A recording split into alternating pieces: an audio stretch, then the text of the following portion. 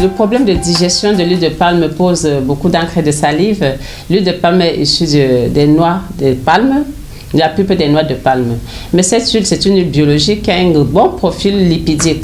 Pourquoi? Parce que l'huile de palme, sur le plan de la digestion, ça ne pose pas de problème. Le problème, c'est que nous les faisons avec des mets raffinés comme les pilés et tout. Et c'est là qu'est le problème.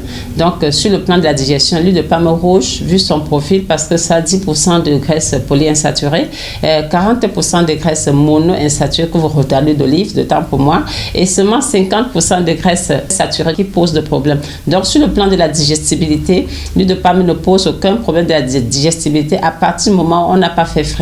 À partir du moment où on n'a pas blanchi l'huile de palme, ce sera une très très bonne, excellente pour sur le plan de la santé et la digestion. Pourquoi? Parce que vous avez les bêta-carotènes, donc les provitamines A à l'intérieur.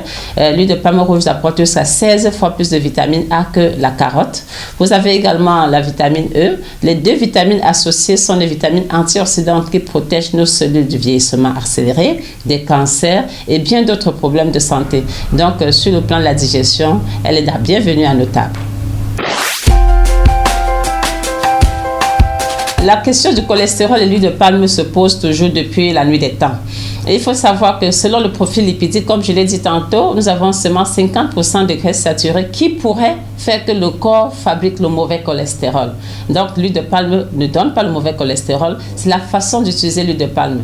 À partir du moment où vous prenez l'huile de palme, qui est la tête de l'huile comme nous avons dans nos marchés, dans la partie qui ne coagule pas, elle n'est constituée que de graisse monoinsaturée et polyinsaturée. Donc parlant de cholestérol et l'huile de palme rouge, non. Parce que la grande partie du cholestérol qui dérange notre santé, c'est ce qui est fabriqué par le foie. Et c'est dû à certaines circonstances que le foie peut fabriquer le cholestérol et qui, vous n'avez pas assez de vitamine E, va s'oxyder en mauvais cholestérol.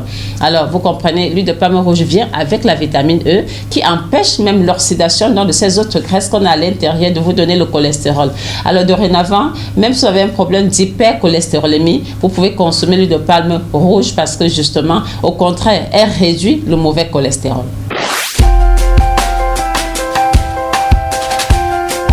Les diabétiques et l'huile de palme, oui, ils peuvent consommer parce qu'ils ont souvent des problèmes de provitamine A, ils ont des problèmes de cicatrisation et l'huile de palme rouge facilite tout ça. Ils ont des problèmes de digestibilité, même l'huile de palme facilite tout ça. L'huile de palme rouge n'influence pas sur la glycémie, ça ne peut pas faire monter le taux de sucre dans le sang. Le problème avec les diabétiques, c'est que lorsqu'ils ont déjà aussi des problèmes d'hypertension, on a besoin de limiter un peu leur quantité de graisse qui entre dans le corps parce qu'il ne faut pas surcharger l'organisme. Mais dit de réduire ces consommations ne voudrait pas dire que l'huile de palme rouge avait de l'influence sur leur glycémie ou bien devait aggraver leur problème de diabète. Donc, ils devraient même suffisamment en consommer. Moi, je dirais aucune huile n'est plus grasse que d'autres.